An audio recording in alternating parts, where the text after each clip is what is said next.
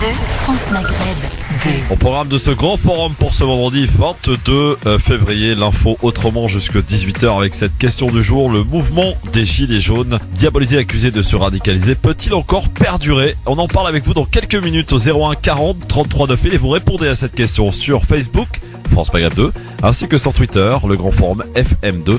Nassim Lachlache, Faiza Ben Mohamed et Anissa Mziti nous donneront leur avis. Comme tous les vendredis, retour sur l'actualité de la semaine, de l'affaire Benalla aux déclarations du président Macron sur l'antisémitisme et l'antisionisme au dîner du CRIF. Nous y reviendrons. Et avec vous, l'info zappée à ne pas manquer. C'est un nouveau rendez-vous que l'on va instituer à 17h30. C'est toutes ces petites infos que l'on a zappées et que l'on souhaite évoquer avec vous. Le zapping, bien sûr, avec un zapping encore fourni du Marlène Schiappa à Yacine Bellatar en passant par Instagram. Vous saurez tout à l'heure. Et puis le grand débat, bien sûr. Depuis lundi, on a lancé cette opération. On vous sollicite, amis auditrices, auditeurs, chroniqueurs aussi, à nous donner vos doléances, vos propositions que nous transmettrons à l'issue de ce débat le 15 mars, après le 15 mars donc, à l'Elysée. C'est parti pour le LGF, jusque 18h, votre réel rendez-vous de liberté d'expression au quotidien sur France Maghreb 2, du lundi au vendredi, de 16h à 18h.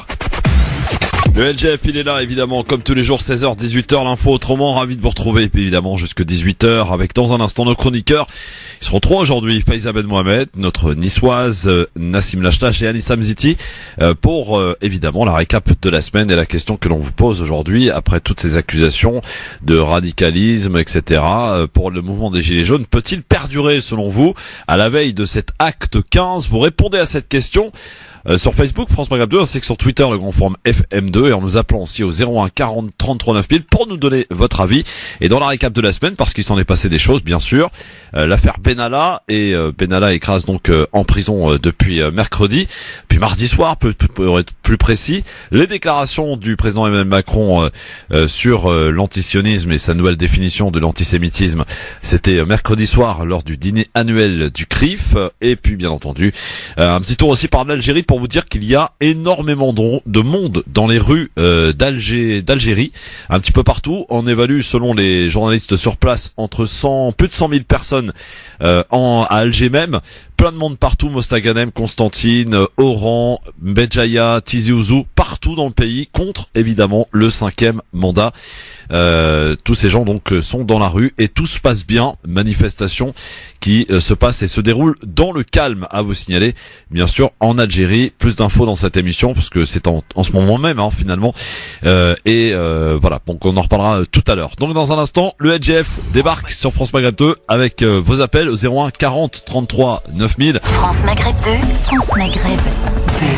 Sur 106.1 FM, à Amiens et toute sa. Et merci d'être avec nous en direct sur votre radio France Maghreb 2, c'est le LGF jusque 18h et comme tous les vendredis en mode récap, et il s'en est passé encore de l'actu cette semaine. Faiza Ben Mohamed est avec nous. Salut Faiza. Salut Christophe, bonjour à tous les auditeurs, toutes les auditrices. Comment ça va Faiza? Ça va, super. Avec ce super soleil que nous on a à Paris, on est vraiment, on se croirait presque au printemps là. Ouais, là il fait super beau ici aussi, c'est top, tant mieux, j'espère que ça va durer, comme ça on est tranquille. Ça fait du bien au moral, en tout cas un peu de vitamine D, du soleil, on en a besoin avec cette actualité qui assombrit un petit peu le climat, mais on va tâcher en tout cas de la décortiquer comme il se doit. Et cette question du jour que l'on vous pose aujourd'hui, le mouvement des Gilets jaunes, diabolisé, accusé de se radicaliser, peut-il encore perdurer? On est à la veille de cet acte 15, Faiza. Et c'est vrai qu'on a tout essayé sur ce mouvement en le définissant, en l'accusant de tous les maux. Et visiblement, il perdure. Ça fait maintenant 3 mois. Mais là, on a quand même franchi un cap avec ces accusations d'antisémitisme au sein des Gilets jaunes. Est-ce que après cela, ça peut continuer à perdurer, d'après toi, Faiza? Moi je pense qu'il va perdurer, mais après il faut voir l'utilisation qui va en être faite par les politiques et par les médias. À mon avis, la couverture médiatique, elle risque de s'amoindrir. Elle va pas être la même. Elle a été très bienveillante pendant les premières semaines, et je pense que maintenant, avec tout ce qui a été pointé du doigt de manière légitime ou pas, à droite à gauche par des politiques ou même par d'autres médias ou notamment sur les réseaux sociaux, à mon avis, ils vont pas pouvoir bénéficier de la même complaisance, de la même bienveillance de la part de l'opinion publique. Ça va être compliqué. Ils vont continuer, mais ça va être compliqué, je pense. Ou est-ce qu'il ne faut pas craindre à ce que justement ce mouvement se radicalise davantage? En fait, le problème, c'est que plus le gouvernement va vouloir adopter des espèces de positions fortes en essayant de marginaliser le truc et de le diaboliser, et plus au final, il risque de se diaboliser tout seul, parce que ça risque d'être un peu des réactions épidermiques, et la question de la remise en cause des intentions, la remise en cause du mouvement lui-même, la remise en cause de ses revendications, de son objet même.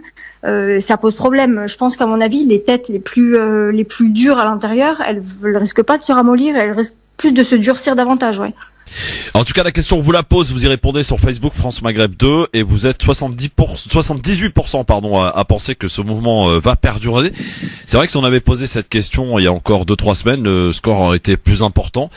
On voit quand même qu'il y a une certaine nuance qui s'exprime après cette semaine, finalement, où on a parlé beaucoup des gilets jaunes, mais surtout de cette radicalité au sein même des gilets jaunes, selon les médias, selon les politiques, peut-être sciemment d'ailleurs, pour espérer à ce que ce mouvement se termine, j'allais dire, par lui-même, par la force des choses. On va voir ce que vous en pensez. Vous pouvez voter en tout cas sur Facebook France Maghreb 2, ainsi que sur Twitter, le grand forum FM2, en nous appelant aussi au 01 40 33 9000.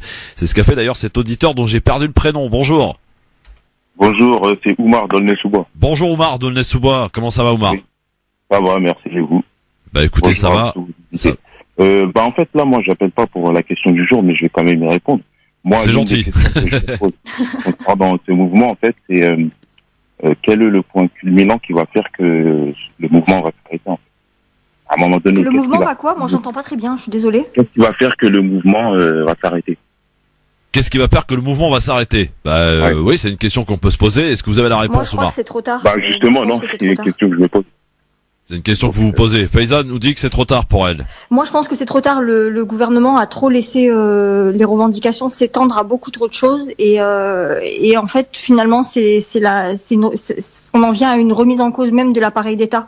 Ils sont allés beaucoup trop loin. Ils ont trop attendu. Ils ont trop fait la politique du sourd un petit peu. Au départ, je veux dire, la revendication, elle concernait l'augmentation des taxes sur les hydrocarbures. Si le gouvernement avait répondu tout de suite, c'est tout. Les gilets jaunes, ils seraient plus dans la rue là. Et le problème, c'est qu'ils ont attendu, ils se sont embourbés dans une situation de laquelle ils peuvent plus s'extirper. C'est devenu trop compliqué, et je pense que à moins d'un fait exceptionnel qui fasse que Macron démissionne ou quelque chose de fort comme ça, le mouvement, les revendications, elles vont perdurer, j'en suis certaine. Je vois. Alors, je sais pas si vous avez suivi là les propos de Marlène Schiappa là, qui suscite un scandale en ce moment. Si. Moi j'ai suivi. Elle vient de présenter ses excuses d'ailleurs. Sérieux? Oui, elle a présenté ses excuses il y a à peine une petite demi-heure. Ah, parce que j'avais pas vu ça. Parce qu'en fait, moi, ce qui m'interpelle là dans cette affaire, en fait, c'est l'absurdité, à juste titre d'ailleurs, que donnent la bien-pensance et les faiseurs d'opinion à ces propos, qui, selon eux, et ils ont raison, est de toute évidence du n'importe quoi. Mais moi, j'aimerais bien qu'ils mettent la même fermeté, la même conviction, lorsque des politiques comme Manuel Valls, il fut un temps, ou des pseudo-philosophes comme Fulken Cruz ou Zemmour, des gens responsables, font l'amalgame entre islamistes et islam, ou islamistes et musulmans. Parce que de la même façon que la manif pour tous soit atterrée par le fait d'être associée à une idéologie qui n'a aucun problème à tuer des innocents, ils doivent comprendre que pour les musulmans, que certains qualifient depuis des années d'antisémites intrinsèques ou d'islamistes, c'est la même chose. Donc j'aimerais moi, je suis carrément d'accord avec toi. Je pense que, en fait, il y a des sujets sur lesquels les politiques et les associations se positionnent très rarement pour défendre. Dès lors que ça touche à l'islam ou que ça touche à la question de l'islamisme présumé, parce que c'est souvent très présumé, le problème, c'est qu'il y a personne qui va monter au créneau pour défendre qui que ce soit. Et en fait, là, ça touche la manif pour tous, ça touche en plus, elle les accuse de connivence et de convergence avec des groupes terroristes. C'est quand même assez problématique, sachant que, en fait, ce qu'elle a dit à la base, elle a dit deux choses. Elle a dit, ils se rejoignent avec les islamistes radicaux. Et ensuite, elle a dit les terroristes. Mais à la base, elle, quand elle parle d'islamistes radicaux, elle n'est pas en train de parler de terroristes. Elle est en train de parler de gens qui, et dans lesquels je m'inclus, parce que je sais qu'on nous qualifie, nous, d'islamistes, dès lors que tu luttes contre l'islamophobie ou que tu dénonces un certain nombre ou le racisme d'État, ou dès lors que tu évoques certains sujets, on te disqualifie. Et c'est un moyen de te disqualifier. Et c'est pour ça que les politiques viendront jamais à notre secours quand on sera attaqué sur ces points-là. C'est tout simplement parce qu'ils préfèrent nous laisser être disqualifiés par d'autres, mais être disqualifiés quand même.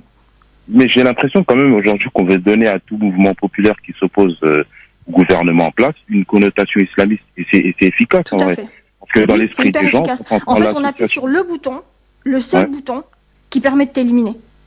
Dès lors qu'on t'accuse d'islamisme ou qu'on t'accuse de terrorisme, c'est terminé. Tu n'existes plus dans la sphère politique, on ne veut plus t'entendre. Et en fait, finalement, ça devient une espèce de chantage. Dès que tu es assimilé à ces mouvements ou à ces courants de pensée, c'est fini pour toi. Ouais. Et j'en termine là. Moi, ce que j'arrive toujours pas à accepter, en fait, c'est le fait qu'on ait pris le mot islam et qu'on ait ajouté ist à la fin pour définir ces extrémistes. Aujourd'hui, le mot islam, il est toujours associé à une notion péjorative qu'on veut véhiculer. Islamo-gauchiste, islamo-rasta, islamo-fasciste. Alors que le mot, il est joli, en fait. La définition, elle est belle. Mais on l'associe à des mots vilains. C'est pas anodin. C'est associé, mais de manière informelle. C'est-à-dire que, par exemple, demain, toi, si tu es traité d'islamiste, moi, ça m'est déjà arrivé, quand tu vas voir un avocat pour aller déposer une plainte, ou que tu vas au commissariat pour aller déposer une plainte, et ben, ta plainte, elle va pas être instruite. Pourquoi? Parce que l'islamisme, en fait, c'est pas, dans sa vraie définition, c'est pas un mouvement radical, c'est pas un mouvement extrémiste, ça s'appelle l'islam politique. C'est ceux qui voudraient voir les préceptes de l'islam respectés au niveau politique et être instaurés comme des lois. Et il y a certains préceptes qui posent absolument pas de problème. Et en fait, d'un point de vue juridique, eh ben, c'est pas illégal et c'est même pas une diffamation que de venir te traiter d'islamiste, ne serait-ce que si tu as combattu l'islamophobie, par exemple. Et du coup, c'est hyper compliqué parce qu'on sait très bien que dans l'esprit des gens, quand tu es traité d'islamiste, en fait, les gens, ils veulent dire terroriste. Exactement. Ah oui, c'est clairement ça. Merci Oumar, en tout cas je vous ai laissé tous les deux là, dites donc c'était bien, une belle petite discussion, sympa hein, voilà. Ouais. Je vois que je vous écoute. Bah merci beaucoup Oumar, en tout cas tiens juste puisque je te tiens, t'es donné sous bois, t'as certainement vu évidemment ce qui s'est passé avec cet incendie de cet immeuble à Aulnay-sous-Bois, c'était en face je crois des pompiers, hein, en face de la caserne des pompiers à Aulnay-sous-Bois. Exactement, c'est ça. Et le feu serait parti apparemment d'un lit médicalisé chez une personne au deuxième étage. Voilà.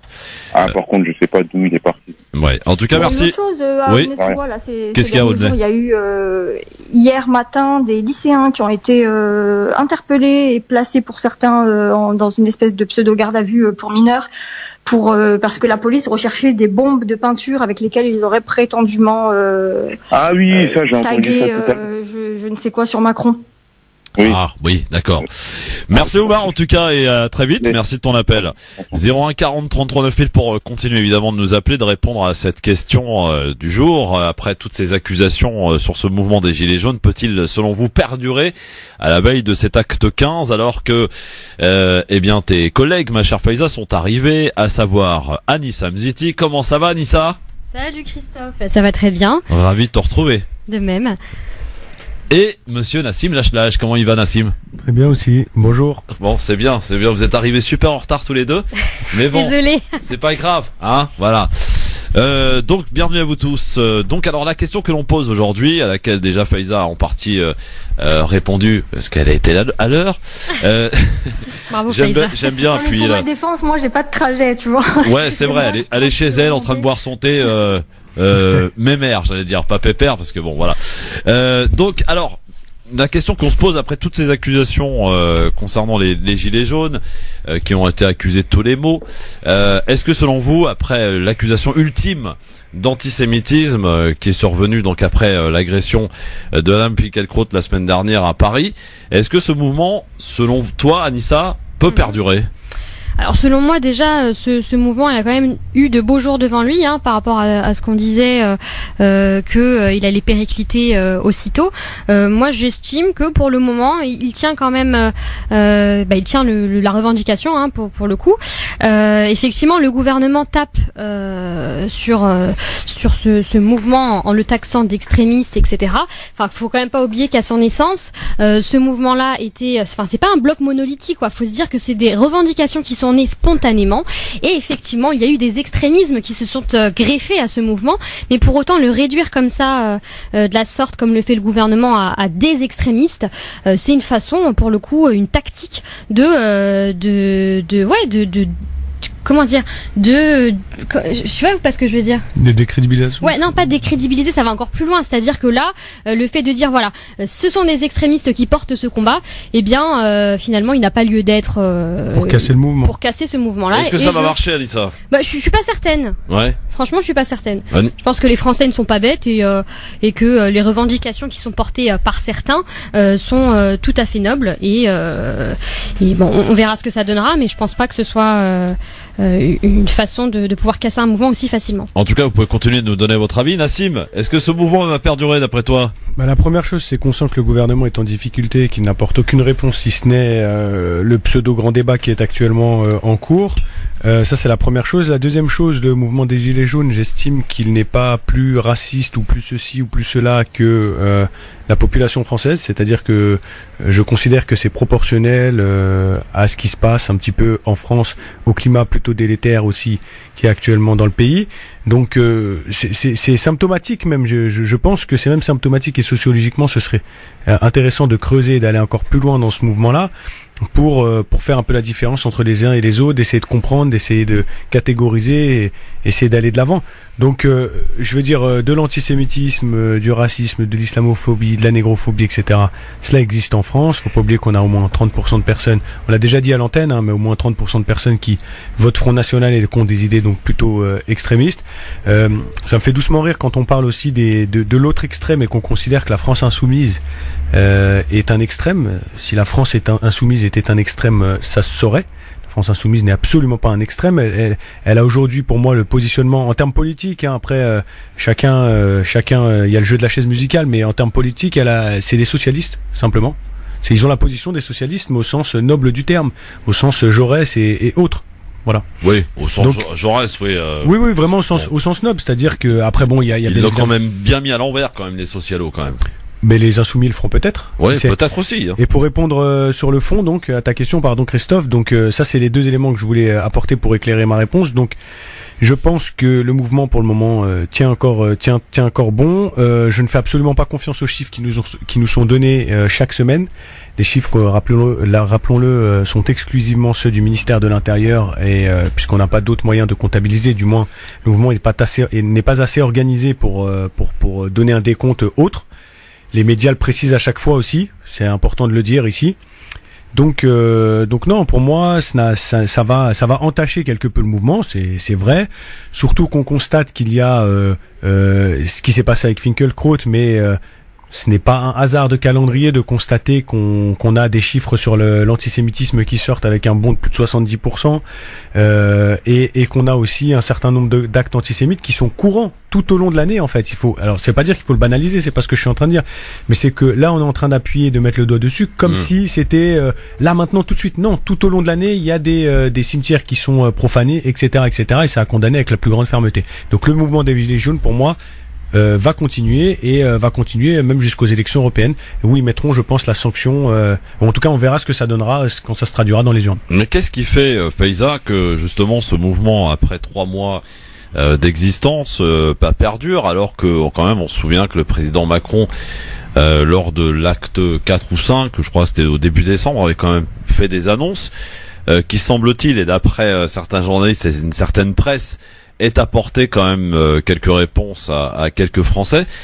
Qu'est-ce qu'ils veulent aujourd'hui concrètement? Parce qu'on est quand même assez loin de revendications du départ, qui étaient sur le pouvoir d'achat, la dénonciation notamment du prix du carburant, etc. Maintenant, on est plus sur le RIC, certains même demandent la dissolution, sur une démission de Macron.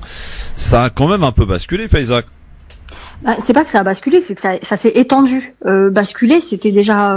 Je pense que, en fait, à la base, ça revient un peu à ce que j'expliquais tout à l'heure à l'auditeur d'Aulnay-sous-Bois, Oumar, où quand j'explique que le gouvernement s'est embourbé dans une situation, et en fait, même le 10 décembre, quand Emmanuel Macron apporte ses pseudo-solutions pour essayer de mettre fin à la crise, il apporte une réponse qui est sous-calibrée. La réponse, elle n'est pas du tout adaptée à ce qu'est la demande des Gilets jaunes sur le moment où ils s'expriment.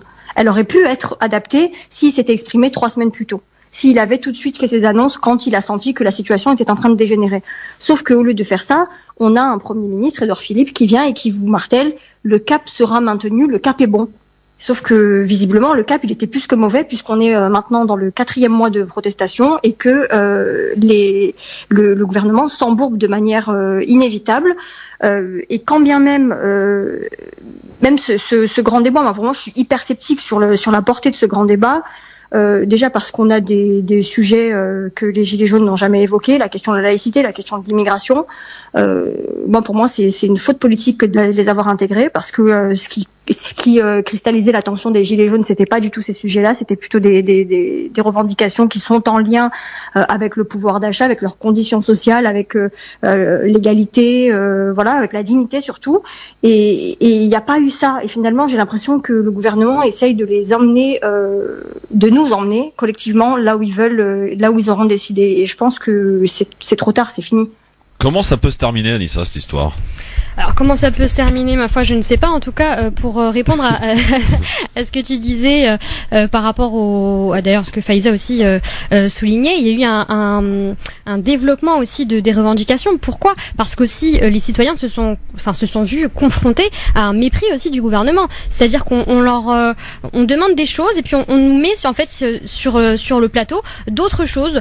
Effectivement, on parle de laïcité, on parle de toutes ces choses-là, donc ils viennent cristalliser davantage le débat public au lieu en fait de tout simplement calmer les citoyens en leur donnant plus de droits, en leur donnant tout ce qui est droits sociaux, et au-delà de ça, effectivement, ils cristallisent en fait davantage le débat public. T'as la solution, Nassim, la solution miracle pour en sortir, pour en terminer? Bien sûr que non, je n'ai pas la solution miracle. En revanche, ce qu'on peut dire, c'est que moi j'ai le sentiment qu'aujourd'hui les Gilets jaunes, on a une partie des Gilets jaunes qui sont effectivement des opposants politiques. Ouais. Il a été infiltré quand même par les partis politiques. Oui, faut le dire, comme c'est. Voilà, c'est une réalité qui est bien. Le Front National. Le Front National, là, j'en parlais de la France Insoumise, ouais. Communistes, CGT aussi, les syndicats, etc. Ouais. Alors, infiltré oui ou non, parce que c'est vrai que c'était des revendications qui étaient portées par aussi des partis politiques. C'est pas des choses. Quand on regarde un petit peu le programme de la France Insoumise, du Parti communiste, et on regarde un peu les revendications des Gilets jaunes, il y a quand même certaines similitudes. Donc, c'est vrai que c'est infiltré oui et non, parce que eux font aussi partie. Enfin, rappelle-toi l'invité qu'on avait, qui était représentant justement des centristes, et qui disait mes collègues, sont avec eux déjà depuis le début. Enfin, c'est délicat de dire. Emmanuel Dupuis, merci. Ouais. Donc effectivement, il y a une partie qui sont simplement des opposants et qui jouent leur jeu d'opposants et qui le jouent très bien. Et il y a une partie des gens qui sont éveillés, voire réveillés, tout simplement. Et je pense que ce qu'il y a aujourd'hui, c'est que ils ont compris la tromperie. Ils ont voulu, à un moment donné, on a voulu collectivement sanctionner ce qui a été fait, les affaires Fillon, les affaires de manière générale. La période Hollande était une sacrée période aussi. On a vécu quelque chose de très compliqué. On a voulu sanctionner, mettre à plat tout ça et mettre au placard les partis traditionnels. Et on s'est retrouvé avec un Emmanuel Macron qui nous promettait ceci, qui nous promettait monts et merveilles. Certains y ont cru.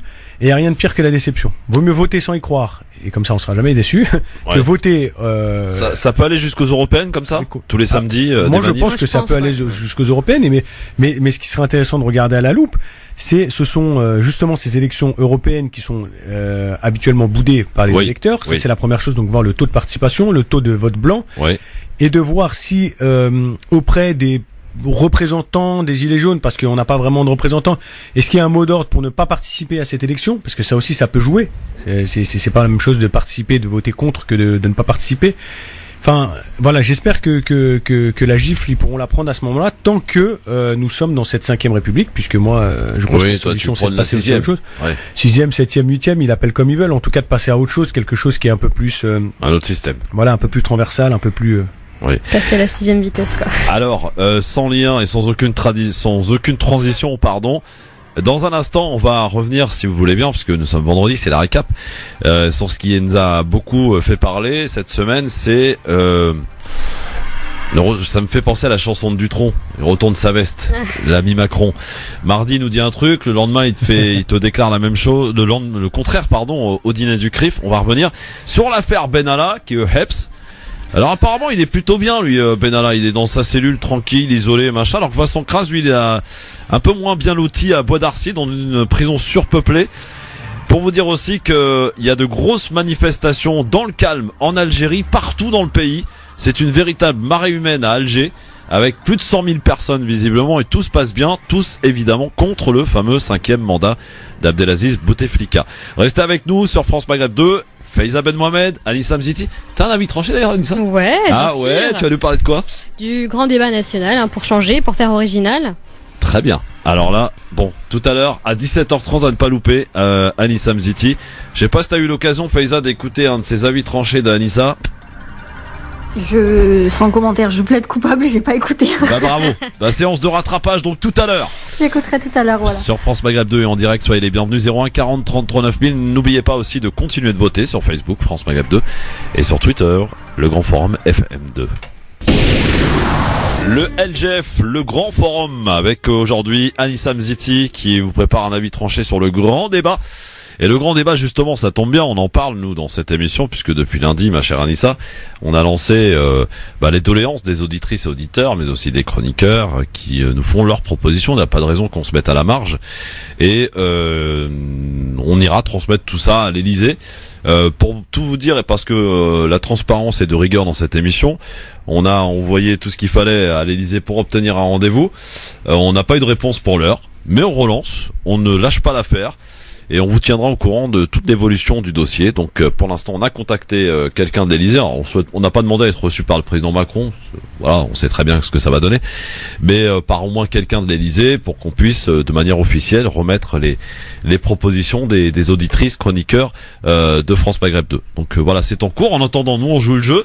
En chaque fin d'émission, pendant 10-15 minutes, eh bien, les auditrices, auditeurs nous appellent et font leurs propositions. Et je suis assez surpris. Voilà, vraiment de très très bonnes propositions que nous avons eu depuis lundi. Sauf hier, à cause de l'équipe d'hier, on n'a pas pu le faire. Voilà.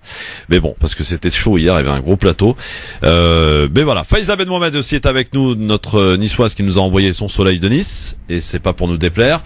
Et puis Nassim Lachlache, bien sûr, avec vous en direct au 01 40 33 9000. Avant de parler de Macron et de ses déclarations qui n'avaient rien, j'allais dire, de tout à fait ordinaire cette semaine concernant l'antisémitisme, Juste en un mot quand même, Nassim, cette semaine ça a été vraiment une campagne médiatique, politico-médiatique extraordinaire. On a parlé de l'antisémitisme, de l'antisionisme, mais avant toute chose, et c'était, j'ai l'impression, le mot d'ordre partout et général, c'est qu'avant toute chose, avant de parler, il faut d'abord condamner. Oui. C'est un peu ça, comme j'ai l'impression quand même qu'il y avait cette espèce de... Après Christophe, c'est la règle, c'est une règle de communication et j'ai envie de dire limite de bienséance avant toute chose. C'est-à-dire que j'avais fait par exemple une anecdote lors de l'attentat de Charlie Hebdo, ce qui s'est passé. Ouais. Ah oui, je suis Charlie. J'avais réagi assez rapidement en fait le soir même. Et j'avais réagi comme j'ai l'habitude de réagir, etc. Et j'ai eu plusieurs personnes bienveillantes à mon égard qui m'a dit condamne d'abord et ensuite exprime éventuellement cette réflexion, la réflexion que tu peux porter, parce que c'était avant que Je suis Charlie et tout ça a commencé le soir même, hein, mais c'est après que c'est venu Je suis Charlie. Là, à ce moment-là, c'était de se poser les questions que, on dirait qu'il y avait des journalistes qui étaient en train de travailler tranquillement et qu'il y a des fous furieux qui sont venus et qui les ont tués, qu'il y avait pas d'histoire autour. Alors ça ne légitime pas ce qui s'est passé, bien évidemment, ça ne justifie rien. Dans tous les cas, personne ne doit mourir pour ses idées. Mais j'avais eu l'envie de planter quand même le décor et d'expliquer ce qui s'était passé. Enfin bref, c'était avec du recul, c'était certainement une erreur. Et donc c'est la règle de condamner avant toute chose, parce que ça ne disculpe pas la personne d'être forcément soit antisémite, soit ne pas être Charlie ou je ne sais quoi. Mais en tout cas, ça l'atténue et en face, il y a des personnes qui seront beaucoup plus enclines à vous écouter. Si vous condamnez d'abord, voilà. Donc oui, effectivement, c'est le mot d'ordre et je pense que tout le monde l'a fait, y compris sur ce plateau. Quand on était avec Hamou et Farid Temsamani, bah oui, c'est un exemple type. Ouais, mais en l'occurrence, on n'a pas attendu qui que ce soit pour nous demander de condamner, parce que cela va de soi en fait quand on est une personne normalement constituée. Je sais pas ce qu'en pense Anissa, mais on condamne évidemment, en précisant et en rappelant qu'on partage, enfin, en tout cas en ce qui me concerne personnellement, absolument rien avec Ala Finkielkraut, mais on partage l'agression parce que voilà, ça porte aucun fruit. Par contre, campagne de désinformation faite autour de celui qui a été arrêté cette semaine, parce que visiblement on nous a fait croire que c'était un salaf, etc. Alors l'avocat a remis les choses dans le contexte en disant que oui, il avait fréquenté effectivement une mosquée salafiste, mais c'était entre 2001 et 2003. Et que depuis, donc, c'est un monsieur qui est un converti, hein, visiblement, n'a absolument aucun rapport avec le milieu salafiste. Mais on continue, hein, malgré les déclarations d'avocats, à continuer à dire que ce monsieur vient du milieu salafiste, à croire que ça fait plus vendeur, hein, Faiza, je sais pas. Il y a eu un certain nombre de choses qui ont été dites. Il n'y a pas seulement ça. En fait, ils ont relevé un petit peu ses activités sur les réseaux sociaux. Ce monsieur, il s'appelle Benjamin. Benjamin W, c'est ça? Oui, bon, je vais pas donner son nom de famille, je l'ai, mais c'est pas. Voilà, on s'en fout, ouais. Mais... voilà, c'est un père de famille. Il a, je crois, 4 enfants. Il évolue du côté de Mulhouse. On l'accuse d'être proche des mouvances salafistes parce que il a eu le malheur un jour de mettre les pieds dans une mosquée salafiste et attention, aïe aïe aïe. Et puis on l'a aussi accusé d'être salafiste parce qu'il fréquentait une mosquée qui appartient à la Confédération islamique des Miligourouch, les Turcs. Ah. Et donc, sauf que quiconque est un petit peu informé sur la question de l'islam en France et dans sa globalité, c'est que les Miligourouch n'ont rien à voir avec les salafistes et encore moins avec les frères musulmans. Du coup, en fait, il y a un espèce de mélange, pour pas dire mon mot préféré, une chekchouka qui est faite à ce niveau-là, ouais. Et qui consiste juste à essayer de diaboliser le profil de la personne, tout simplement. Là, ils sont tombés sur l'agresseur, entre guillemets. Il est musulman, il est converti, il avait une barbe, il avait un kéfier palestinien. C'est bon, c'était le coupable idéal, en fait. Coupable idéal. Voilà, il est coupable idéal. Coupable idéal. Après, juste ce qui était, on en avait parlé aussi cette semaine, Christophe. Ce qui était choquant, c'était surtout coupable idéal, mais coupable de quoi? Et c'était la qualification de sa culpabilité, enfin sa potentielle, en tout cas de ce qui lui était reproché, qui était intéressante à regarder à la loupe, puisque il y avait des insultes raciales, des insultes, etc. Alors rappelons-le, ce monsieur a effectivement utilisé des insultes, puisqu'on considère que bâtard est une insulte, bon, c'est dans le dictionnaire. Sale race. Non, mais il a pas dit que ça. Il a dit un certain nombre de choses. Il a dit sale race, ça pose problème parce que évidemment, tu t'adresses à un juif, donc ça veut dire que c'est un injure antisémite, hein, clairement. Mais après, il y a eu beaucoup de mensonges autour de ça. Il a pas dit sale juif. On a essayé de nous faire croire qu'il a dit sale juif. Finkielkraut lui-même l'a dit, hein. D'ailleurs, il a dit une chose intéressante, Finkielkraut. Il dit, il m'a pas traité de sale juif, sinon j'aurais pu le porter comme une couronne. Il m'a traité de sale raciste. Qu'est-ce que je peux faire? Lui-même te dit, c'est compliqué. Et alors, il a pas porté plainte. Et il dit d'ailleurs dans sa dernière interview sur je sais plus quel média, il dit, j'ai été convoqué au commissariat pour X ou Y raison. On m'a dit portez plainte parce que sans votre plainte, on pourra pas faire grand-chose. Il a dit non, ça ne sert à rien. Donc lui-même, il sait que juridiquement, ça ne tiendra pas forcément la route. D'ailleurs, il sera jugé. Il n'a pas d'intérêt juridique, Christophe. Il avait un intérêt médiatique. Oui. Il a eu son intérêt médiatique. Il l'a eu, donc tout va bien. Ouais. Ça lui a permis, dès le lendemain, je sais pas. Enfin, vous savez, quand on est agressé, on chiffre toujours quand on demande dommage à intérêt, un espèce de préjudice moral. Un préjudice psychologique qui est chiffré en fonction de les séquelles que vous avez pu avoir et tout. Lui, ce monsieur, non, le lendemain matin, il était sur LCI, il en avait rien à cirer de s'être fait insulter. En fait, ça lui a tout simplement permis de ressusciter médiatiquement et de pouvoir continuer de répandre les thèses qu'il avait toujours répandues et qui posaient problème. Sauf que là, cette semaine, on pouvait plus l'attaquer pour ses thèses. En fait, il est venu et maintenant il est plus contredit. Il est venu, voilà, c'était une victime, c'était devenu une victime. Et donc, on n'a plus le droit de s'attaquer aux victimes.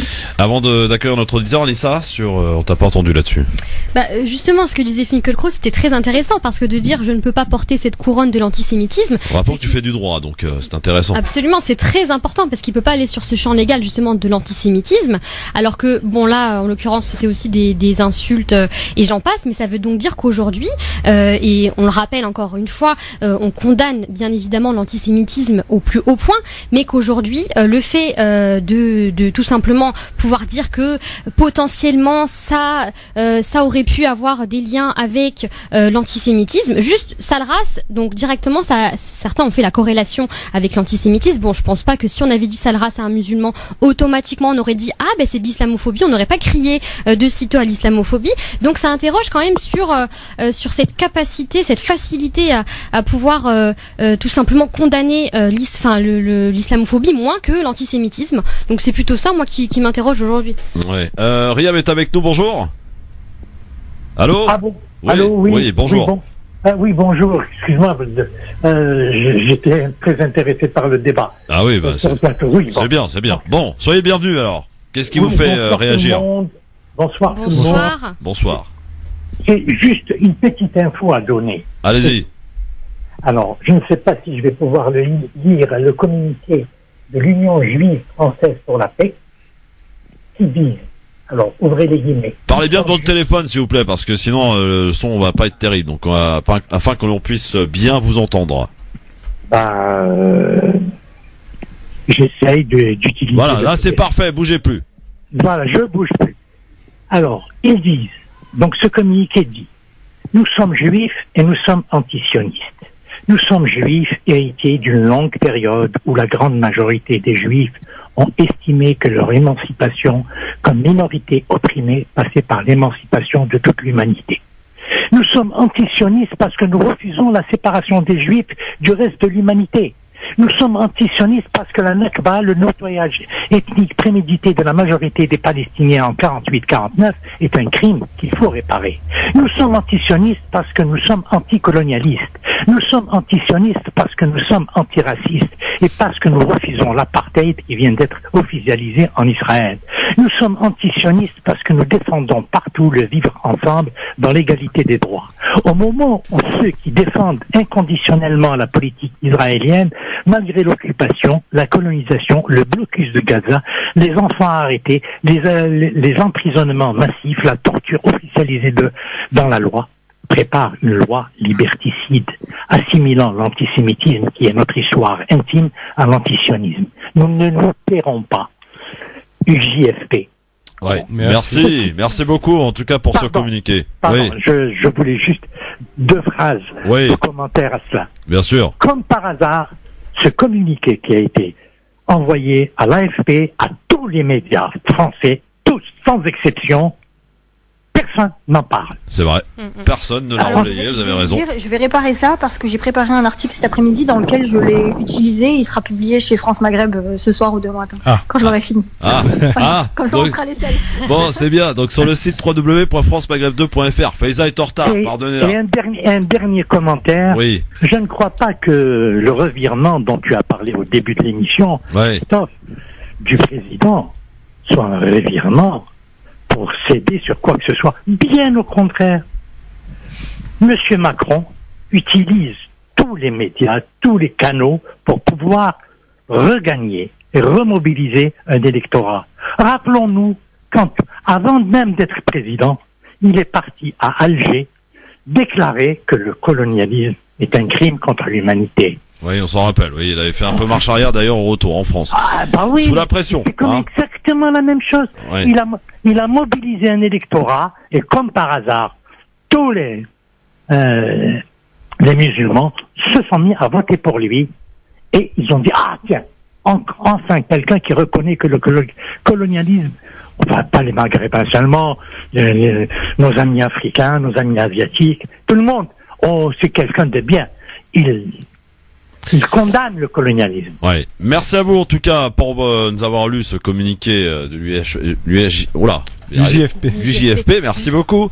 Qui sera donc, à en croire Faiza, sur le site, dans un article reprenant En fait, ils en ont fait 2. Ils ont publié celui-ci lundi. Ouais, communiqué, voilà. À l'antenne. Et ils en ont diffusé un autre hier soir. Ouais. En dénonçant le fait que Macron préfère ou cède, alors je sais plus comment ils l'ont formulé, mais cède au lobby sioniste et américain en laissant de côté la cause palestinienne. Et ils ont fait un super beau texte en expliquant tout ça, donc je l'ai repris, j'ai travaillé dessus cet après-midi. J'espère le publier ce soir si je l'ai fini, parce que c'est quand même quelque chose qui demande beaucoup de recherche. Il y a eu beaucoup de réactions aussi. Il y a Pascal Boniface qui a parlé, Charles Anderlin, Alain Grèche qui ont produit un certain nombre d'écrits très intéressants là-dessus, en expliquant que c'est contre-productif de toute manière de pénaliser juridiquement l'antisionisme, et puis dans un deuxième temps que c'était carrément impossible parce que nul ne peut être inquiété pour ses opinions, y compris religieuses. Donc si on respecte la Déclaration des droits de l'homme, ça va être très difficile pour le gouvernement de réussir à pénaliser l'antisionisme. Alors justement, si tu me permets, pénalement, justement, c'est ce que dit Macron. Il veut pas l'inscrire dans le code pénal. Pourquoi? Justement parce qu'il a conscience que cet amalgame antisionisme et antisémite est très dangereux. Et donc, en fait, ce sera pas, si vous voulez, ça n'aura pas de valeur contraignante. Donc, ça va être comme des recommandations en fait qui vont être à l'égard des agents publics, en fait, à l'égard des policiers. Quand tu es confronté à la justice, malheureusement, on a beau dire que la justice, elle est la même pour tous. Et ben, ça dépend quand même du magistrat que tu as en face de toi. Donc après, comme l'a dit, ça va être à l'appréciation. Non, c'est à l'appréciation du magistrat, comme dans beaucoup de cas. Et c'est autant tu peux tomber sur quelqu'un qui va prendre en compte cette recommandation, autant tu tomberas sur quelqu'un. Donc c'est quoi? C'est des effets d'annonce? En fait, ça n'a pas d'effet juridique concrètement. Oui, mais c'est des effets d'annonce. C'est quoi? Ça sert à quoi de dire ça? C'est un peu comme BDS là. C'est comme le. C'est du clientélisme. C'est comme le boycott, c'est-à-dire que le boycott jusqu'à la circulaire à Lyon-Marie, c'était, on pouvait appeler au boycott. D'ailleurs, ça a été. Que Taubira n'a jamais retiré d'ailleurs. Bon, oui, non, voilà. Oui, tout à fait. Ça a d'ailleurs été fait, l'appel au boycott, notamment en Afrique du Sud. On va pas refaire l'histoire, tout le monde la connaît, sur l'apartheid, etc. L'appel au boycott justement des produits pour soutenir l'indépendance justement des peuples autochtones. Donc jusque là, il y avait rien du tout. Ensuite, il y a la Cour de cassation qui s'est exprimée en condamnant, enfin en validant plutôt, parce que là, elle ne condamne pas, là, en validant des décisions de justice qui condamnaient des personnes qui avaient appelé au boycott ou participé. En l'occurrence, c'était des condamnations pour des gens qui avaient participé à des je me souviens plus dans quelle ville française, mais en tout cas dans un supermarché, à l'appel au boycott, etc., des produits israéliens. Et à partir de là, ça a fait jurisprudence. Et donc, maintenant, c'est appliqué. Donc, le risque, à mon sens, et je ne suis pas juriste, attention, je ne suis qu'un militant, parmi tant d'autres, c'est que on arrive sur des appréciations, comme disait Faiza, des juges qui les condamnent, c'est-à-dire sans pouvoir justifier légalement, et qu'après ce soit validé. Ce sera pas la première fois qu'on voit ça, et que donc après ça fasse jurisprudence, et que donc c'est ça le risque. C'est l'espèce de risque de création d'un espèce de délit d'opinion. C'est un détournement et qui serait une terrible dérive autoritaire, parce que la question du boycott déjà elle posait problème. La décision de justice elle date de 2015. C'est quand même hyper problématique d'arriver à essayer de criminaliser. Donc si je vous entends, il y a rien à courant de pensée. Si je vous entends, il y a pas grand chose à craindre finalement. Pour le moment. Pour le moment. Bien, vous vous souvenez l'année dernière, il y avait eu ça aussi, j'en parle aussi dans mon article qui est en préparation. L'année dernière, il y avait. Comment elle le vend son article de On va le lire, c'est sûr. C'est sûr. Je le dire parce que franchement, j'y ai passé 4 heures, mais genre 4 heures. Donc il faut que tout le monde le lise. D'accord. Sachez-le, voilà. Et Christophe, pardon. Non, je reviens sur ce que je disais. L'année dernière, au printemps, il y a eu un certain nombre de députés qui ont demandé à l'Assemblée nationale de faire interdire le mouvement du salafisme. Ouais. C'était un effet de mode, tout le monde en parlait, il faut qu'on interdise, qu'on criminalise le salafisme. Et puis finalement, qui est venu mettre fin à cette demande complètement folle? Le Premier ministre en personne avait dû intervenir dans l'hémicycle pour expliquer que on ne peut pas interdire un courant de pensée. On peut sanctionner des comportements individuels, mais on peut pas interdire aux personnes d'adhérer à une pensée, que c'était pas possible parce que conformément à la Déclaration des droits de l'homme, ça nous était interdit de le faire. Juste sur le sujet, puisqu'on l'aborde, je pensais qu'on allait l'aborder un peu plus tard dans dans l'émission, mais si vraiment demain était avéré soit il est déjà 5h15, Nassim, tu sais qu'il faut qu'on avance, soit qu'une loi soit faite, soit qu'il y ait jurisprudence et que donc des personnes soient condamnées, il faudra absolument se mobiliser, il faudra absolument se réveiller, il faudra aller dans les plus hautes instances pour faire justement retirer tout cela, parce qu'effectivement, on l'a déjà dit, tout le monde l'a dit sur le plateau, c'est aussi la liberté de penser et la liberté de combattre aussi une idéologie quelle qu'elle soit. Alors en l'occurrence, c'est une idéologie raciste, mais combattre le communisme ou combattre le capitalisme, c'est aussi une forme de combat idéologique. Si on commençait à condamner tous les combats idéologiques, on serait plus dans un pays libre. Parlons peu, parlons bien, ma chère Anissa. Aujourd'hui, concrètement, donc, pénalement, ça va être très compliqué, quasi impossible, parce qu'en fait, qu'est-ce qui est dit dans tout cela? Que nous dit Emmanuel Macron lors du dîner du CRIF? Il nous dit que dans l'antisionisme, finalement, c'est un espèce de antisémitisme déguisé. Pour certains, j'en ai entendu quand même des vertes et des pas mûres cette semaine, en nous disant que de toute façon, dès lors qu'on est antisioniste, ça veut dire qu'on est pour la suppression d'Israël. Enfin, rayer Israël de la carte, ce qui est complètement faux. Rappelons quand même que le sionisme, c'est une idéologie politique, d'accord, qui notamment combat l'expansion des colonies, combat le fameux grand Israël que beaucoup veulent. Mais juridiquement, comment on fait pour savoir le bon et le mauvais antisionisme, justement, celui qui utilise l'antisionisme pour peut-être s'en prendre, et on en connaît, il y en a, hein, on en connaît, d'accord, soyons francs et directs, pour justement s'attaquer aux juifs. Et pour celui qui est vraiment, je veux dire sincèrement antisioniste, sachant que rappelons quand même qu'il y a beaucoup de chrétiens qui sont antisionistes. Et beaucoup de sionistes aussi. Beaucoup de chrétiens qui sont sionistes, oui. Oui. Absolument, et beaucoup de chrétiens qui sont sionistes. Mais et voilà, c'est ça. T'as raison. En fait, j'ai dit une belle connerie. Non, je reprends. Quand on est anti-sioniste, on n'est pas anti-juif, parce que dans les sionismes, justement, il y a beaucoup de chrétiens. Ah, merci, d'accord. Voilà. Merci Nassim. Oui. Voilà, c'est vendredi. Je pense qu'il est temps que ça s'arrête pour moi. Mais bon, alors Anissa, t'as compris ma question ou faut que je la repose? Alors, je veux bien que tu la reposes. D'accord, ok, super. En plus, vous m'aidez vachement aujourd'hui, c'est mortel.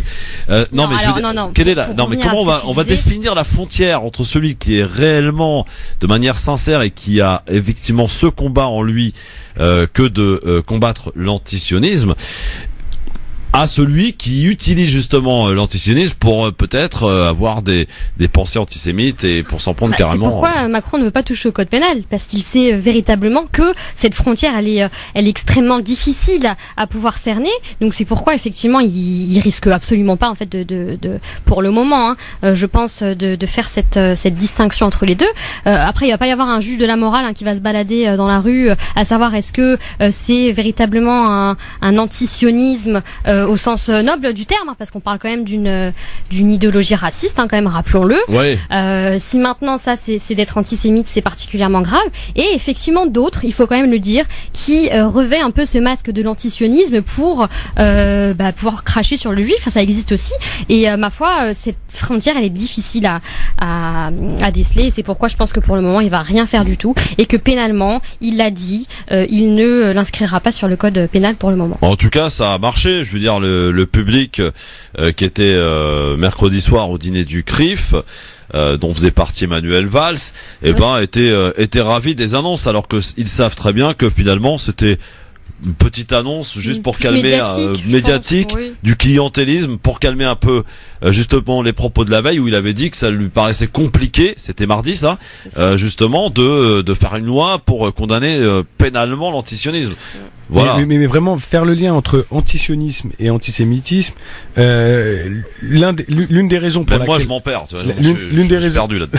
L'une des raisons pour laquelle c'est assez grave, et c'est une contre-vérité, c'est que considérer que lutter contre le sionisme, c'est-à-dire on revient pas sur donc Israël, le grand Israël, la colonisation, etc., c'est considérer aussi qu'en Israël il n'y a que des juifs. Oui. C'est ça aussi, puisque le lien qu'ils font critiquer donc un État, aujourd'hui, quoi qu'on en pense, chacun aura son opinion, son avis sur le sujet. Aujourd'hui, un État connu, reconnu, sans frontières. Israël est le seul pays au monde qui n'a pas de frontières fixes. Je tiens à le dire sur ce plateau-là. Donc, ils n'ont pas de frontières. Donc, un pays établi, critiquer cet État-là, c'est critiquer une religion.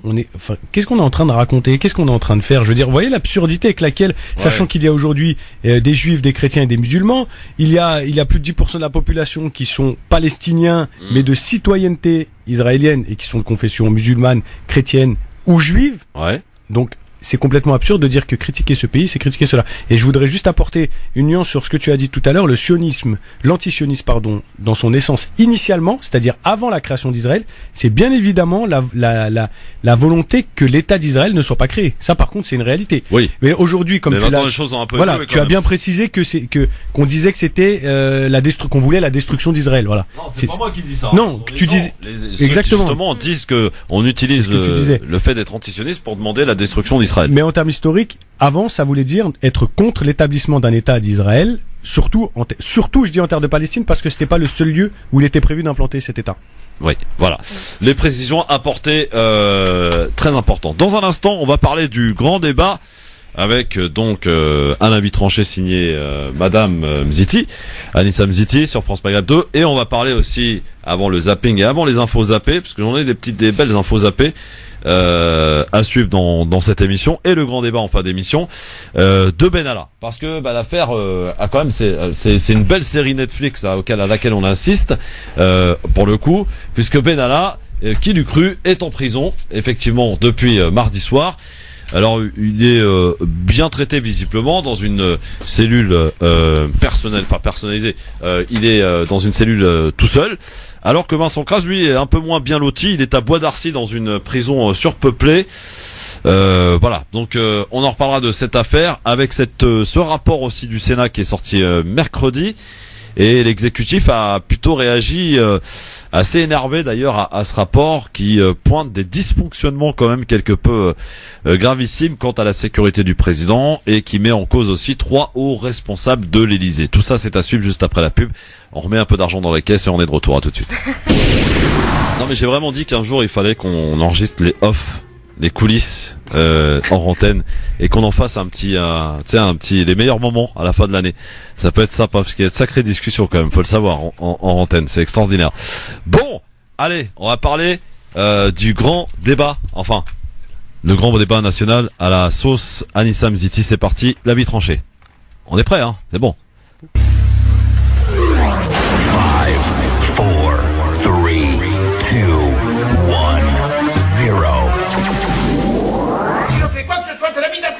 Alors piétinez-moi, allez-y. Alors Anissa, le titre de ton avis tranché, c'est le grand débat national. C'est ça. Eh ben vas-y. Eh bien, on en entend parler à longueur de journée, le grand débat national qui n'échappa à personne, un simulacre démocratique à la saveur âcre. Les pauvres boitent et les extrêmes aboient tels des chiens de garde dans leur niche fiscale. Peu d'égard pour le peuple mis à l'écart, mais en politique, rien ne se perd, tout se récupère. On voit de part et d'autre une récupération pas très écologique des revendications, déployant toute leur énergie renouvelable pour hisser le drapeau de la division. Qu'on soit clair, on va se mettre d'accord Marrakech. La Daesh ne migre pas. Alors, l'heure est venue de rendre chômage à toutes ces personnes sans emploi fictif. Ceci n'est pas une fiction, mais une friction d'une réalité qui fait rire jaune. Des citoyens veulent renverser cette courbe du chantage, parce que les perdants sont toujours les mêmes à la roue de l'infortune. L'impôt sur l'importune drague la thune. Une est indivisible et la fortune. Évidemment, le gouvernement préfère le fric que le RIC.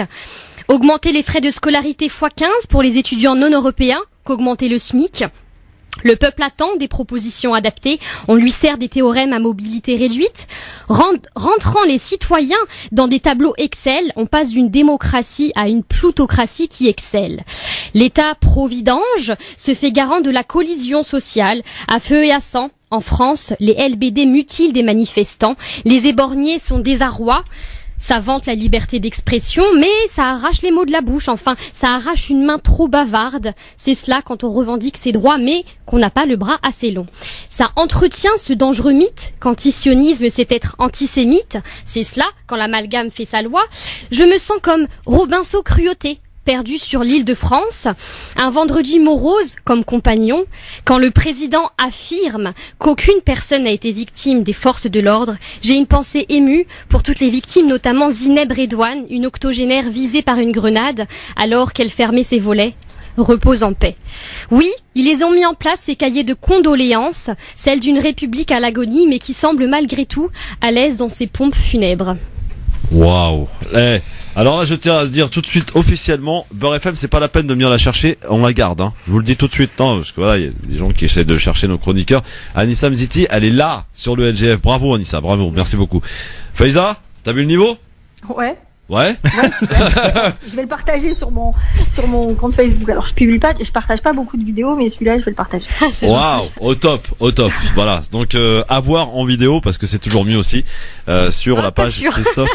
Ah ouais? Si, non, je vous rassure tous, c'est à voir en plus. Christophe, le grand forum. Nassim. Oui. Qu'est-ce que t'en penses de la prestation de madame? Bah écoute, c'est pas mal, hein. Il y a des jeux de mots quand même, c'est drôle. Ouais. Non, je plaisante.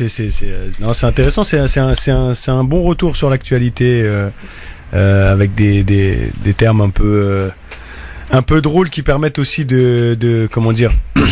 De respirer un petit peu parce que c'est vrai que le climat il est assez anxiogène, mais quand on rentre dans le fond du sujet, on comprend que c'est beaucoup moins drôle ce dont il s'agit. Ouais, et il y en a plein comme ça, hein. T'en as plein dans les tiroirs, Anissa. Donc, pour, tu vois, pour des France avis Maghreb. tranchés, ouais, pour France Maghreb. Essentiellement. Essentiellement. J'espère bien. Merci, Anissa.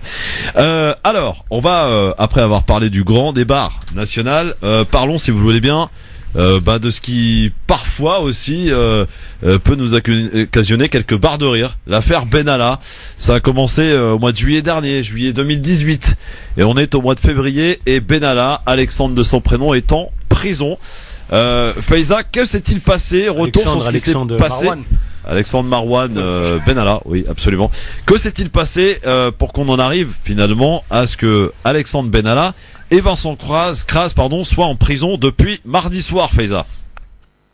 Si tu veux, il s'est pas passé grand-chose. C'est simplement que Mediapart, le 31 janvier dernier, a révélé que Alexandre Benalla, placé sous contrôle judiciaire depuis le 22 juillet 2018 et qui avait donc l'interdiction formelle d'entrer en contact avec son co-accusé Vincent Kras, a violé son contrôle judiciaire. Il n'est pas du tout incarcéré, attention, pour les faits pour lesquels il est mis en examen. Il est incarcéré parce qu'il a violé son contrôle judiciaire et uniquement pour ces faits-là.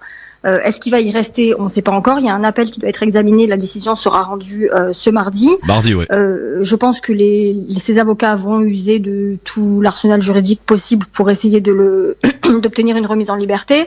Après, ça reste une décision qui, dans l'opinion publique, a fait grand boom. Mais attention, c'est vraiment juste parce qu'il a simplement violé son contrôle judiciaire. On n'est pas du tout dans une incarcération pour les faits qui lui sont reprochés, ni pour les contrats russes, comme j'ai pu lire un petit peu sur les réseaux sociaux, ni pour l'utilisation de ses passeports diplomatiques, ni pour l'appropriation des vidéos de surveillance de la ville de Paris, ni même pour les violences exercées sur les manifestants le 1er mai. Ça fait 5, si j'ai bien compté. Ça fait une longue liste, hein. Anissa. Le Sénat aussi, hein, oui, le rapport. Dans son enquête, parle d'entrave à la manifestation de la vérité, puisque effectivement, il s'avère qu'il aurait menti.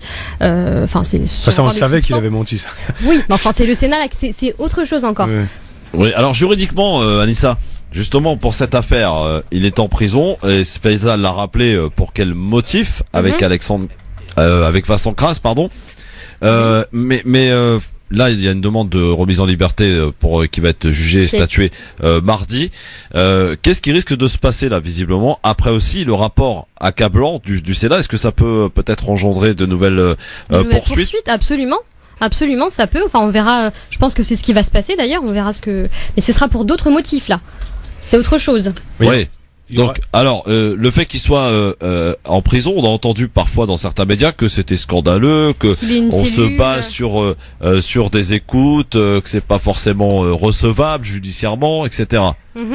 Qu'est-ce qu'on peut dire là-dessus? Oui, c'est recevable ou c'est recevable quand ça nous arrange? Est-ce que c'est une affaire politique là pour le coup? Oui, bon, bien évidemment. Est-ce que la justice est encore indépendante dans ce pays? Bon, ça c'est une autre question. Je pense qu'aujourd'hui on en vient à douter effectivement de la séparation, de la véritable séparation en fait entre la justice et le gouvernement. On voit aujourd'hui qu'effectivement il y a quand même des corrélations, que quand ça les arrange en fait, que finalement c'est illégal. Donc bon, je ne sais pas, on va voir ce que ça va donner, mais en tout cas les écoutes en l'espèce sont recevables. Ouais. Il y a la question quand même Nassim. de savoir comment Mediapart ont obtenu ces écoutes-là. Ouais. Oui, mais ça, alors sur cette question-là, le droit de la presse, il est clair et net. Nous, journalistes, on est hyper protégés et les sources sont hyper protégées dans ce pays. Il n'est pas du tout question pour Mediapart de révéler ces sources. Non, c'est pas sur ça que je voulais. Ils donneront rien. En fait, c'est simple, clair et net. Mediapart l'a dit et redit. Ils ne révéleront sous aucune pression possible la source, la source qu'il a transmise, la source qu'il a enregistrée. On ne sait pas si c'est les mêmes personnes, si c'est voilà. Ça, je pense qu'il faut que la justice puisse mettre une croix sur cette information. Mais c'est leur droit le plus élémentaire en plus. Et c'est le droit. Et sincèrement, hein, si Mediapart venait à être inquiété pour ça, moi j'étais vraiment scandalisée de la tentative de perquisition, par exemple, dans les locaux de Mediapart. Ouais. C'est absolument scandaleux de vouloir entraver le droit de la presse de cette manière, mais surtout, il faut se dire une chose. S'il n'y avait pas eu Mediapart dans cette affaire, qu'est-ce qu'on saurait de cette histoire de Benalla? On ne serait pas au courant des enregistrements, on ne serait pas au courant des contrats russes, on ne serait pas au courant de l'utilisation du téléphone Théorème, y compris après la période de licenciement. On ne serait pas au courant du fait que le salaire de Alexandre Benalla lui a été maintenu en dépit de sa mise à pied pendant tout le mois de mai où il avait une sanction disciplinaire de 15 jours. Les passeports diplomatiques.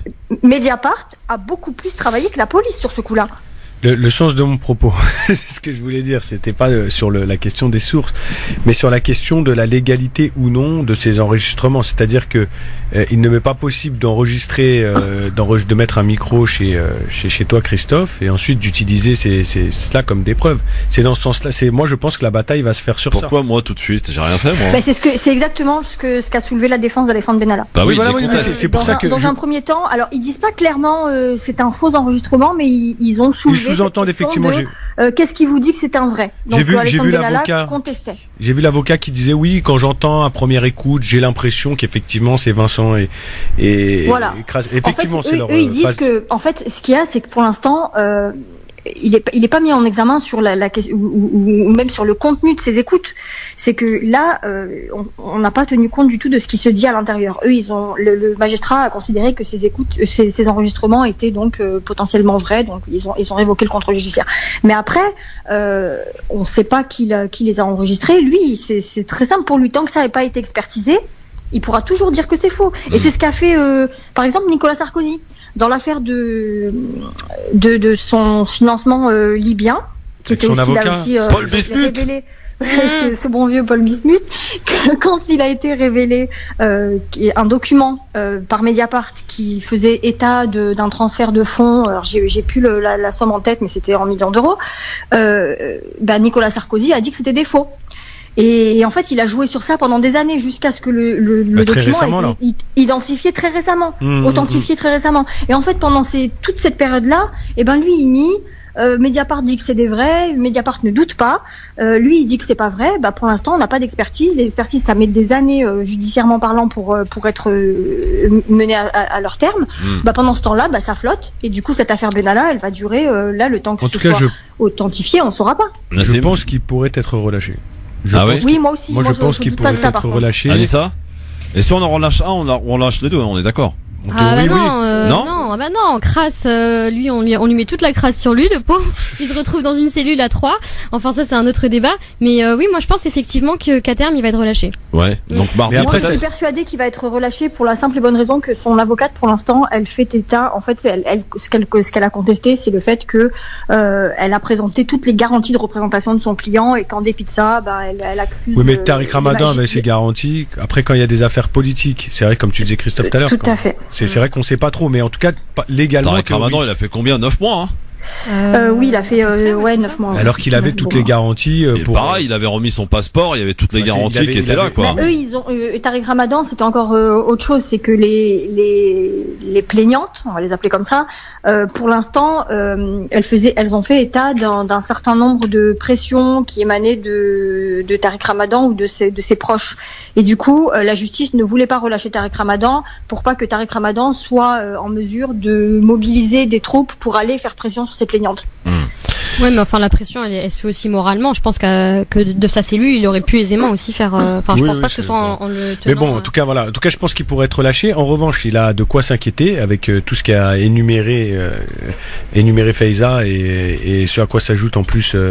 C'est le deuxième sujet dont tu voulais parler tout à l'heure, Christophe, mais le rapport du Sénat justement et toutes les conclusions. Enfin, en tout cas, le fait que ils ont demandé qu'il y ait une enquête sur les mensonges que Benalla aurait pu faire. Là, par contre, il a de quoi être inquiété. C'est-à-dire que l'affaire, c'est pas fini, la série n'est pas finie. Là, il est en cours, par contre, par rapport au rapport du Sénat, 5 ans de prison, un truc comme ça. 5 ans de prison et 75 000 euros d'amende. Ouais, c'est très grave, mais en même temps, il encourt tellement aussi pour les autres affaires. S'il est avéré qu'il a, notamment le contrat russe, je pense que c'est ça qui. Non. Il est question du fait qu'il soit allé récupérer des sommes en espèces sur Marrakech avec des contrats russes, des choses comme ça. Et il y a la question de son coffre-fort aussi qui est une dissimulation. Ah, le coffre-fort, il a disparu. Ouais. Le coffre-fort, j'ai envie de te dire, j'espère qu'il l'a bien caché parce que sinon, c'est Choukri qui s'en est occupé apparemment.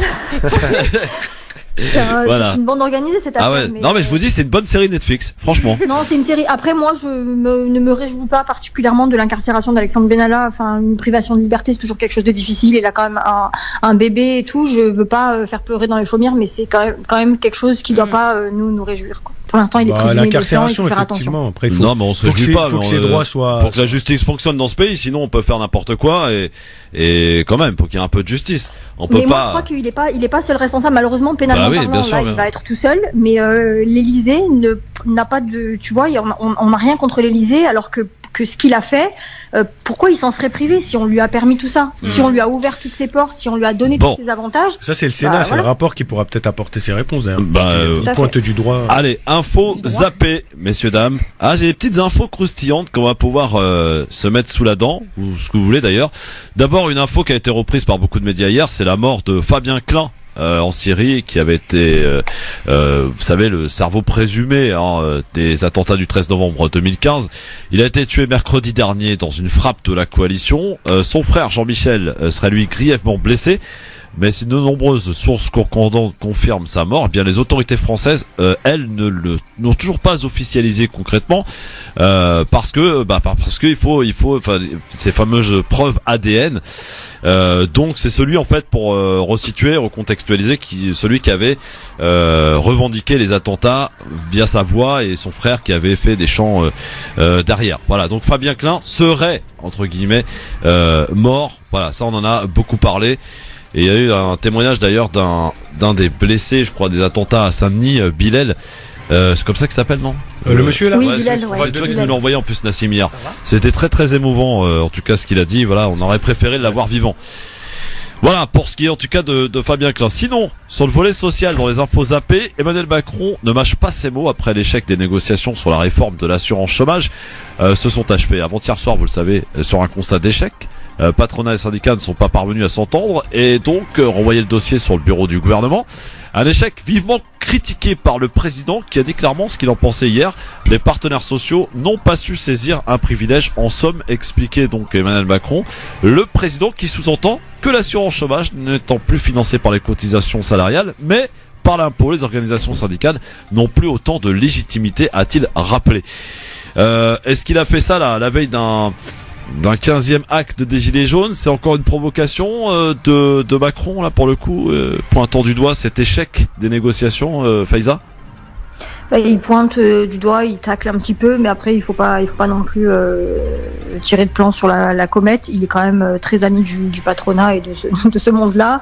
Il tacle, il essaye de mettre la pression pour essayer d'obtenir un résultat. S'il n'a pas de résultat, je vois pas par quel levier il pourrait passer en force ces mesures. Je pense que c'est une affaire à suivre, mais Macron étant adepte des petites phrases, il faut pas trop. Ouais. Après, il est dans sa droite ligne aussi de sa loi, la loi Macron, qui permet aujourd'hui aux gens, même après des années et des années de travail, d'obtenir des clopinettes pour être après le licenciement, et qui permet au patronat de licencier sans être inquiété. Donc c'est dans la droite ligne. Ouais, mais encore une provocation du président, parce qu'à chaque fois il utilise des mots, des phrases, des provocations. c'est fait Donc un ça peu le dessert plutôt sciemment, qu'autre chose quoi. là aujourd'hui. C'est un peu, enfin c'est un président de la République, enfin tel qu'on l'imagine ou tel qu'on le voit. Après peut-être qu'on a un petit peu idéalisé la chose. On idéalise peut-être collectivement le rôle du président et de la présidence, mais là c'est un peu drôle. Il ressemble plutôt à un guignol quoi. Écoutez justement ce qu'il disait. C'est un extrait qui a été diffusé sur BFM TV hier. Dans le pays, on dit corps intermédiaire, démocratie territoriale, démocratie sociale, laissez-nous faire. Et quand on donne la main, on dit bon monsieur c'est dur, reprenez-la.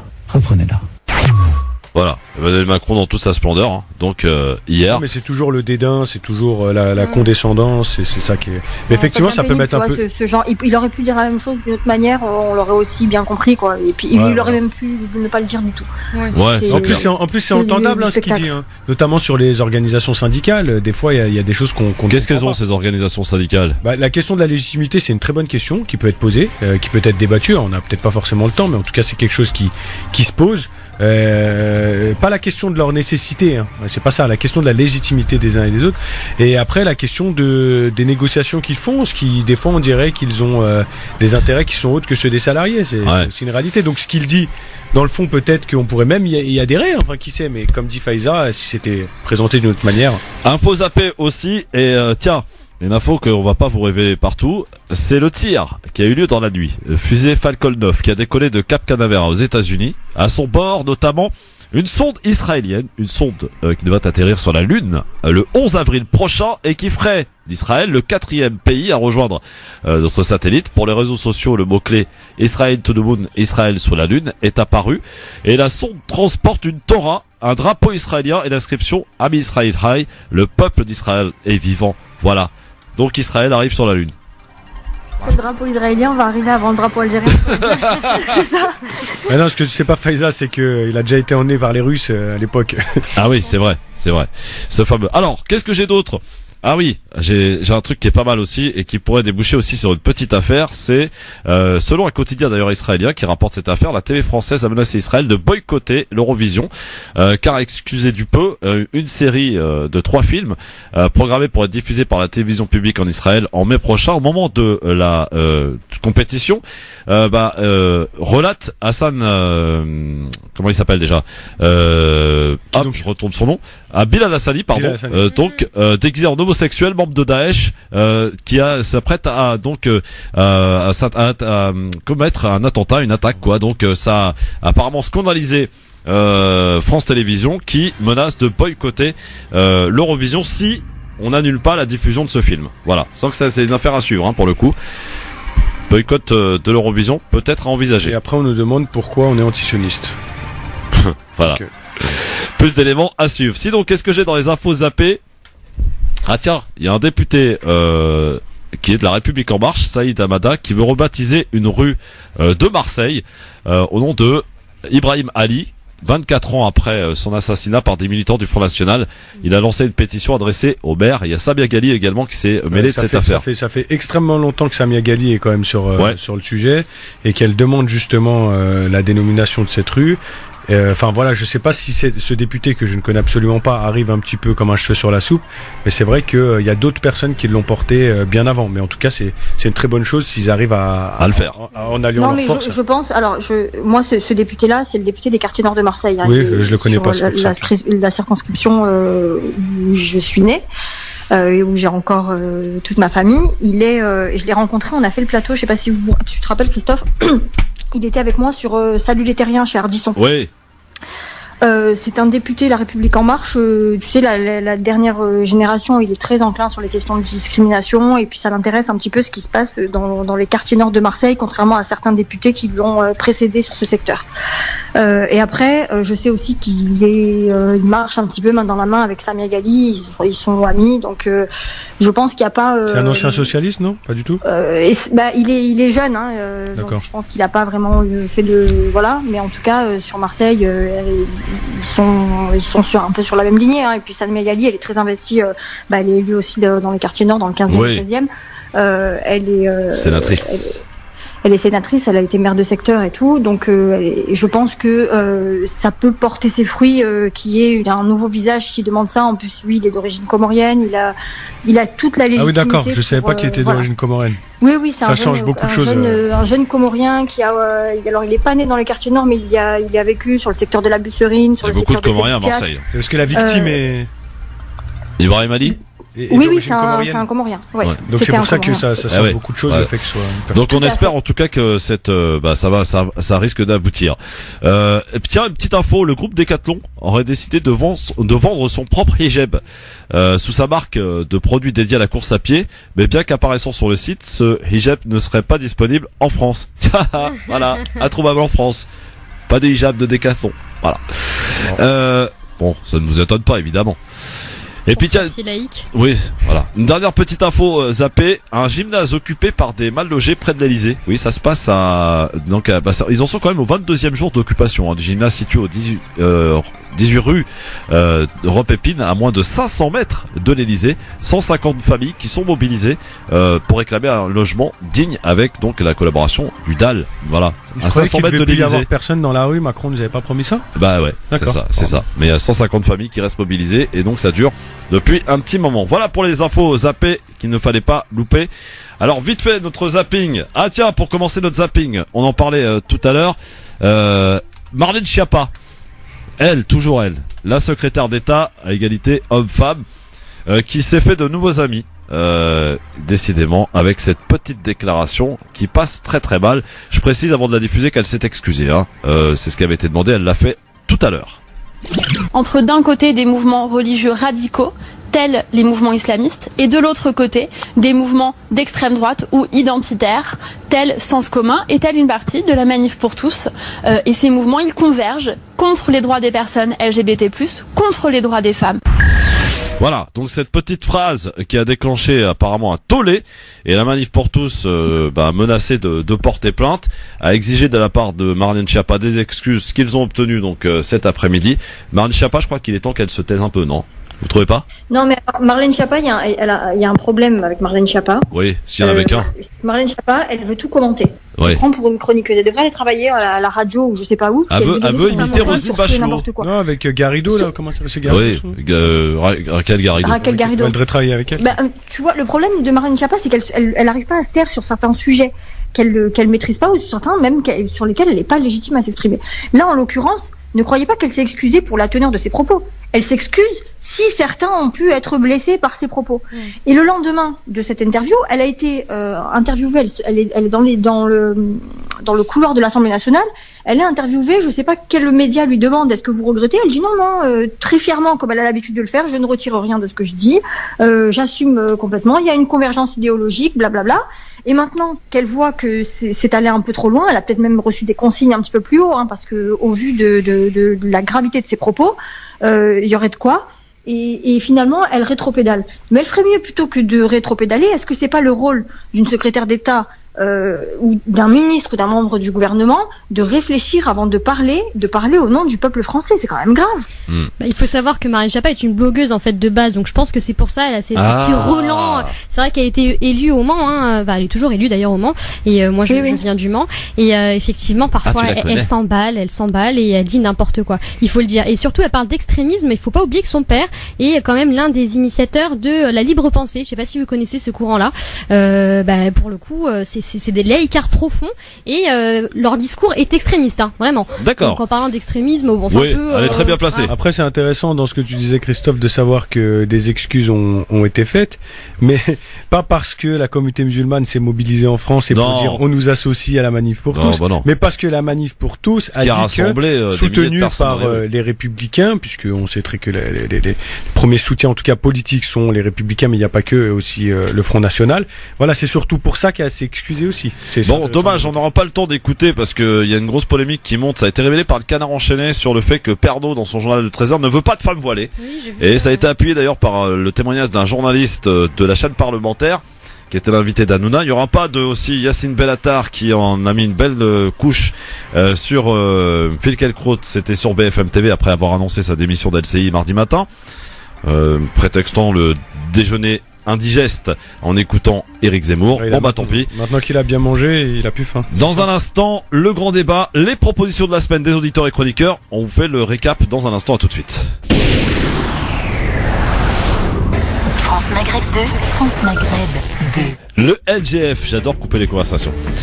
Avec Faiza Ben Mohamed, avec Anissa Mziti, avec Nassim Lachlach. Donc je le disais, depuis lundi, nous avons lancé, Nassim était là d'ailleurs pour le lancement, ce fameux grand débat, et non pas grand débat, avec donc la possibilité aux auditrices, auditeurs, chroniqueurs de nous donner leurs propositions. Bon, on en a eu quelques-unes, je vais les récapituler tout au long de cette semaine. Amou Bouakaz, qui était là lundi, qui nous propose d'abroger toute loi qui ne sont pas appliquées pendant 6 mois, suppression d'une loi chaque fois qu'une nouvelle est votée. Proposition d'Amou Bouakaz. Farid Tansamani, qui nous disait interdire à tous les fonctionnaires de faire de la politique. Proposition, recevable et entendable. Qu'est-ce que j'ai d'autre? J'ai Nassim Lachlach, ici présent, taxer les évadés fiscaux. Ah oui, faut les taxer quand même au bout d'un moment. Jean-Claude Chekaya, qui était notre invité lundi, qui nous disait faire grossir le rôle du ministère social, en faire un ministère régalien. Fatima, une auditrice de Paris, qui nous proposait d'enlever tous les avantages aux politiques. Aziz de Nanterre, qui lui propose de réduire le nombre de députés.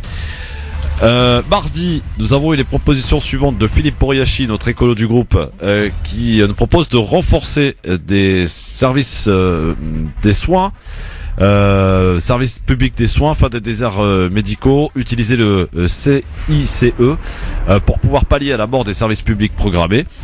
Morad Damien, qui nous dit le droit de vote des immigrés aux élections municipales, la fameuse attente que Hollande nous a promis qu'il n'a jamais fait. Moustapha de Paris, rendre l'islamophobie un délit. Ah tiens, c'est intéressant ça. Anissa, c'est un délit normalement l'islamophobie. Absolument. Ouais, mais ça c'est juste dans le... C'est dans le papier. Ouais, mais dans les faits c'est autre chose. Dans la pratique aujourd'hui, il y a peu de personnes qui sont à proprement parler condamnées pour islamophobie. C'est vraiment une bataille juridique pour que ce soit D'ailleurs, le le mot cas, islamophobie n'est pas utilisé. Hein. Non, il est très peu utilisé. Non mais y compris dans les textes, c'est ça que je veux dire. Ah oui, dans les textes. Non, c'est ouais. incitation à la haine raciale, toutes ces choses-là. Par contre, antisémitisme, oui. Ah oui. Ah oui, ouais, d'accord, oui. très clair. Alors, dans les propositions également, Karim qui nous dit supprimer les taxes sur le tabac. Voilà, ça c'est à mon avis, une demande propre à lui, hein, en tout cas, parce qu'il doit être fumeur certainement. Omar qui nous dit dans le 77 enlever la CSG ou la BC. Mercredi, là où était Faiza, il y avait Maïssa aussi. Maïssa qui nous propose de mettre dans le programme scolaire le vivre ensemble, pas seulement dans la théorie. En parlant de ça, il faut que je reprenne le sport. Ouais. Non, le vivre ensemble. Donc, Nadir Kaya qui nous dit un minimum de dignité pour les paysans. Ah, Nadir Kaya, il s'intéresse aux agriculteurs, c'est très bien. Qu'est-ce qu'on avait d'autre? Ah, Faiza, récépissé des contrôles d'identité. Ça, c'est la proposition de Faiza que tu maintiens, hein, Faiza, évidemment. Ah oui, oui. Ah ouais, voilà. Ça aussi, ça avait été une promesse de Hollande. Ça avait été l'un de ses points de... Tu te souviens son fameux moi président, blablabla, il avait fait plein de points. Ouais, des 60 points. 60 engagements, pardon. Ouais, c'est ça, exact. Ouais, et ben ça faisait partie d'un de ses points. Et puis bon, après, visiblement, il avait une gomme multifonction, il a effacé quelques points. Il a été élu en mai. En juin, ouais. Ça a été annoncé par Hérault, donc l'ancien Premier ministre, sur un plateau de télévision, BFM TV pour pas citer. En septembre, donc de la même année, 2012, Emmanuel Valls enterre le récépissé du contrôle d'identité. C'est ça. Définitivement. Alors, Macron est opposé d'ailleurs. Ah oui. Oui. Ma chère Anissa, oui. Ici présente Anissa Mziti, quelle est ta proposition que nous transmettrons à l'Elysée? Pour ce grand débat. Ah, là, faut le dire en direct, là? Bah oui! Ah, direct! Attends. Ah ouais. Non, envoie-le par mail. Non, mais moi, je rejoins bien, effectivement, la personne qui a fait la proposition sur, non, mais il s'agit d'en faire une nouvelle. Sinon, si on a les mêmes, ça n'a aucun intérêt. Il faut faire une nouvelle alors, une requalification juridique de l'islamophobie. Vraiment appelée, en fait, par ce que c'est, ce délit, en fait, tout simplement. D'accord. Bon. Proposition donc de Anissa Mziti. Eh bien, on remettra le couvert donc dès la semaine prochaine, et ainsi auditrices, auditeurs, vous pourrez bien entendu nous faire vos propositions, préparez-les tranquillement, et vous pourrez nous appeler bien entendu en direct dès lundi pour nous faire les vôtres tout au long de la semaine en compagnie des chroniqueuses et chroniqueurs ici présents. Ça passe super vite quand on est bien accompagné, et ce fut le cas encore une nouvelle fois aujourd'hui. Ma chère Anissa Mziti, merci beaucoup. Merci à toi, Christophe. Et regardez la vie tranchée d'Anissa Mziti, magnifique. Le grand débat national sur Facebook, Christophe, le grand forum. Mon cher Nassim, merci beaucoup. Merci à toi, Christophe. Et ma chère Faiza, profite du soleil à Nice.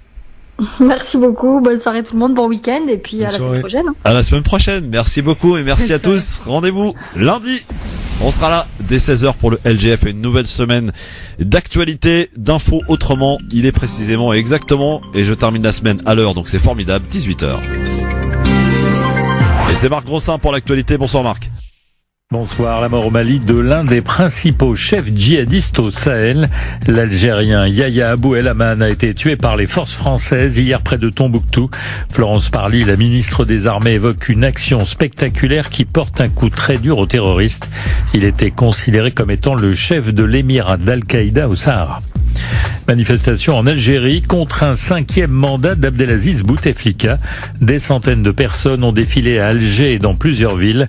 Alger où le cortège s'est dirigé vers la présidence avant d'être stoppé par la police.